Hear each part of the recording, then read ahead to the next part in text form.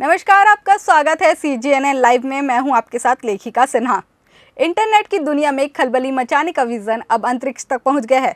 ऐसे में यही माना जा सकता है कि आधी रात के बाद भारत में इंटरनेट ब्रॉडबैंड की दुनिया बदल ही जाएगी।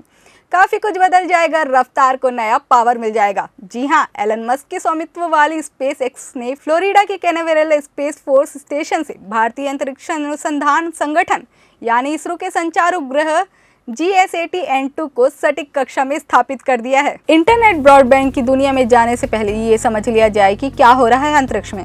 दरअसल इसरो के संचार उपग्रह GSAT-9 की अंतरिक्ष में दस्तक इसी कोशिश का हिस्सा है जिससे तेज इंटरनेट मिले। GSAT-9 को यहाँ स्पेस एक्स के अंतरिक्ष फाल्कन 9 रॉकेट का उपयोग करके लॉन्च किया गया है। GSAT-N2 वही संचार उपग्रह है जिसे विकसित किया है इसरो के सैटेलाइट सेंटर और लिक्विड प्रोपल्शन सिस्टम सेंटर ने। 48 GBs डेटा ट्रांसमिशन क्षमता वाला ये हाई थ्रूपुट उपग्रह ब्रॉडबैंड सेवाओं को बढ़ाएगा और देश भर में इन फ्लाइट कनेक्टिविटी प्रदान करेगा। ये दावा इसरो का है कि वाणिज्य शाखा न्यू स्पेस इंडिया लिमिटेड के अध्यक्ष और प्रबंध निदेशक राधाकृष्णन दुरईराज का है। 34 मिनट में इस सैटेलाइट को अपने निर्धारित स्थान पर जाने में बामुश्किल 34 मिनट लगे। वहीं सैटेलाइट की सेहत दुरुस्त है और इसका कंट्रोल अब इसरो के हाथ में है। खुश करने वाली बात यह है कि 4700 किलोग्राम का ये सैटेलाइट भारत को भी फायदे देगा। इससे देश में ब्रॉडबैंड कनेक्शन और इन फ्लाइट कनेक्टिविटी और मजबूत हो जाएगी, यानी उड़ान के समय पायलट ज्यादा बेहतर संचार स्थापित कर पाएंगे। इस सैटेलाइट के लॉन्च होने के बाद देश के सुदूर इलाकों में भी ब्रॉडबैंड इंटरनेट पहुंच जाएगा। GSAT-N2 दरअसल वही है जिसका पुराना नाम GSAT-20 है। एक और खासियत की बात की जाए तो ये सैटेलाइट अगले 14 वर्षों तक काम करता रहेगा। इसे लॉन्च कराने की demand new space India limited NSIL ने की थी। ये डिमांड ड्रिवन सैटेलाइट मिशन है। ये Ka बैंड का कम्युनिकेशन सैटेलाइट है।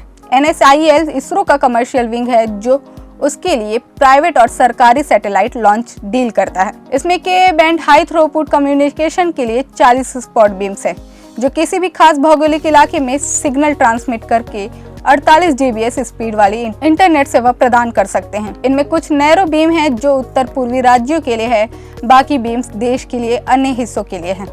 इसरो की इस बारे में क्या स्पेशल डिमांड थी तो बता दें कि इसरो ने स्पेस एक्स की डिमांड किया था। इस सैटेलाइट के साथ कोई और सैटेलाइट नहीं जाएगा ताकि इस सैटेलाइट को सही समय में सटीक ऑर्बिट में तैनात किया जा सके। तब इस काम के लिए स्पेस एक्स ने खास तौर पर फाल्कन 9B5 रॉकेट का इस्तेमाल किया।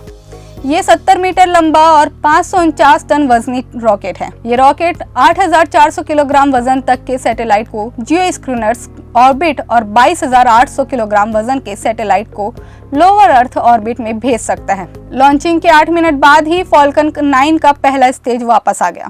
सच में काफी रोचक रहा होगा वो पल जिसमें पल पल बचाकर हर पल को कीमती बनाने की तैयारी में जैसे ही सैटेलाइट भारत की जमीन से 36,000 किलोमीटर ऊपर ऑर्बिट में तैनात हुआ, हासन स्थित इसरो के मास्टर कंट्रोल फैसिलिटी ने उसका नियंत्रण अपने हाथ में ले लिया।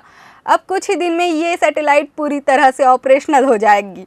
इसके बाद देश को इसकी सेवाएं मिलने लगेगी जिससे आप भी बदल जाएंगे और आपकी दुनिया भी। फिलहाल हमारी खास पेशकश में इतना ही। देश दुनिया की तमाम खबरों के लिए बने रहे CGNN लाइव के साथ, क्योंकि इसमें है क्रेडिबिलिटी एंड करेज। नमस्कार।